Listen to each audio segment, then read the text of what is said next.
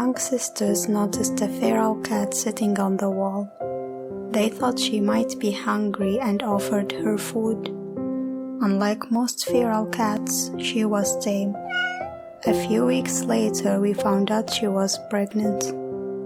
She became attached to us and knew where to find us. One day she was strangely agitated and made her way to the room. We didn't really mind that. She jumped into an open drawer, which wasn't very surprising. We knew cats like drawers for some reason. A few minutes later, we heard quiet meows. Turned out she already delivered 2 kittens, then 2 more after. My mother was praying in the living room and could hear the meowing of the little kittens. It didn't take long for my father to catch up on the news. My mother warned him he would go straight to hell if he tried to hurt powerless kittens with their mother. We used to let Mama Kitty come and go whenever she pleased. She always comes back for her kittens. My sister was walking near the garage when she noticed my father parked his car in the garage. Then she heard what she described as a defensive cat sounds. She saw my father leaving with a bag. Mama Kitty didn't come back after. My father denied any connection to the cat's disappearance. My mother and my older sister seemed to believe him. 2 of my sisters and I went outside to try and look for her nearby. We didn't find her. Thankfully, her kittens were at the time beginning to eat food and didn't need milk to survive anymore. One time my father said, I killed her and threw her away in a drainage pond, supposedly as a joke.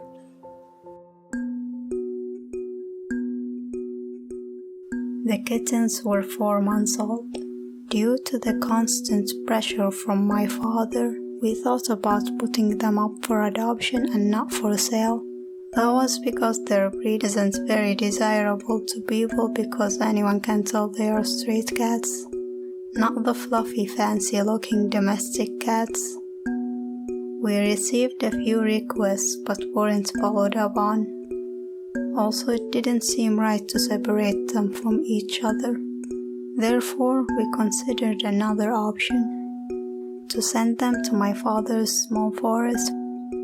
We were promised they'd be taken care of by my brothers who were there often, especially by my older brother who was sleeping there more than he was sleeping in his bedroom. One day, out of nowhere, my sister asked to prepare the cats for leaving. Turned out my sister has already arranged taking the cats to the forest with my brother without telling. Even though the cats were to leave sooner or later, I didn't quite get what she was thinking, why she was rushing things. We could definitely stall a bit more. They were 4 months old, but still too young to live independently. She made the argument that it was gonna happen eventually. I don't think she can deny one reason was that the kittens were annoying the shit out of her and she wanted it to stop. I can't be certain, however. Maybe she had other reasons. Who could have thought of what was going to happen to them after all? And so we lived with the cats to make sure they are comfortable with their new home. About 3 weeks later, we were informed Brownie was nowhere to be found.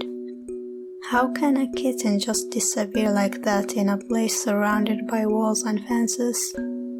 We had doubts that something more serious happened to him and my brothers didn't want to tell. We made arrangements to visit the cats to make sure everything is alright. We went there and bought food on the way. The 3 of them seemed healthy and still recognized us. Around that time, I convinced my parents to get me a car, and after a month or so, I got one. I also got a job but couldn't drive still. I couldn't take these scam drivers and their terrible service, not anymore. Getting a driving license wasn't an option for me. There were only 3 driving schools available in the country and my city didn't have one. The driving schools had too many demands. Women had to wait months before they get the training. I convinced my brother to teach me how to drive for a price. After a couple of weeks, I was able to drive to and from my workplace safely. Now that I started driving my own car, it was time to get my second Abaya upgrade. It was time for me to get rid of my head Abaya and start wearing the more comfortable option, the shoulder Abaya. One day my sister and I went shopping with my older sister and her husband. We saw an Abaya shop and decided to buy shoulder Abayas for ourselves. My other 2 sisters got their own sometime later. We knew we couldn't wear it without my father knowing, so we told him and he refused. I did it anyways. Shoulder Abaya was just too neat compared to the stupid, messy and unnecessary uncomfortable head Abaya. My father saw me come back home wearing my shoulder Abaya. He shouted at me, "If I ever see anyone wearing this Abaya again, I'm gonna tear it apart while you are wearing it." I asked why and he answered, "Because I said so." I walked away. As he mentioned some other time, he didn't want a female's word to override his word. It felt like my parents were increasingly getting more and more ignorant, but that wasn't the case. They've always had this kind of thinking. I just wasn't old enough to realize it. When my older sister was born, my father didn't go to hospital to see her. He didn't want a daughter as the first child. One time I had a conversation with my mother about adoption. I told her I might consider adopting a kid instead of getting pregnant. She said, "Most of these kids are haram kids." I was shocked by her ignorant reasoning. I followed by saying, "How is that the kid's fault?" She replied, "The government is taking care of them. They don't need parents."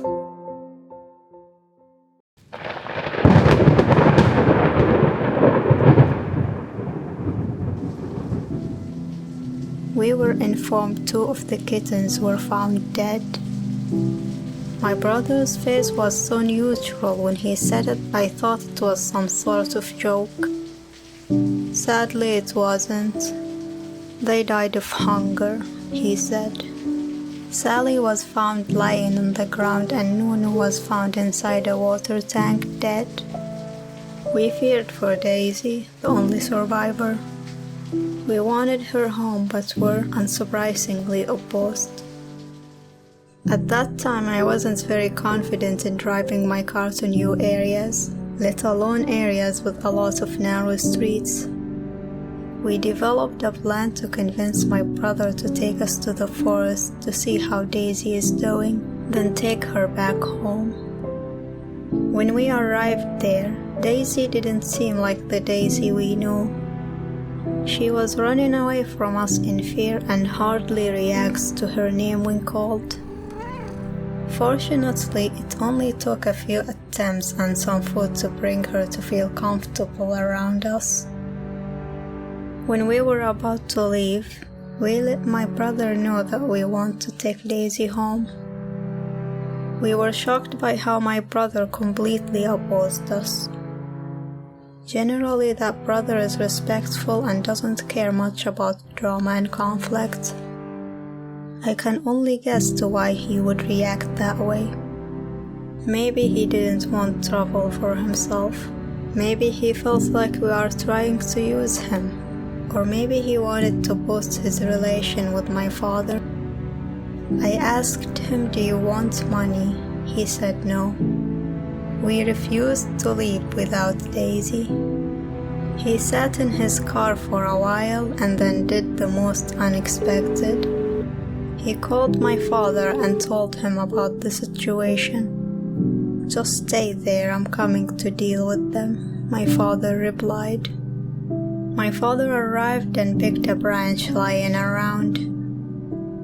"Who doesn't want to leave?" he asked.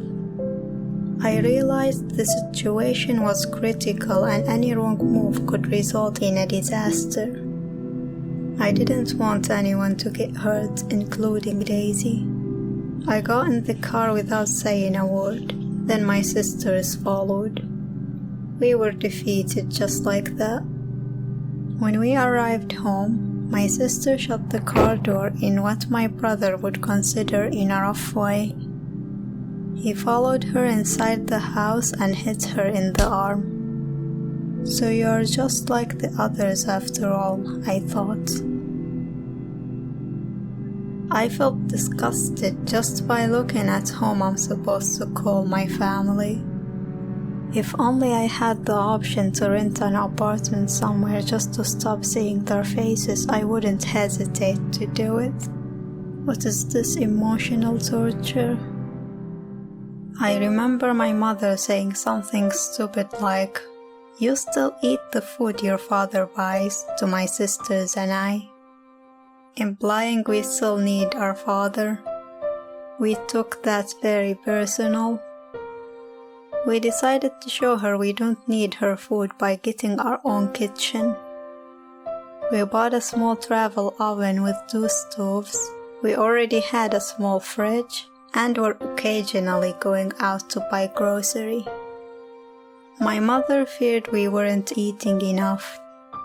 I overheard her say, "If something happens to them, I might get asked why I let it happen in Doomsday." I thought how selfish and funny it is that she wouldn't care about our well-being if it wasn't for her own sake. She expressed her concerns to my father, and after a few days he agreed to bringing Daisy home.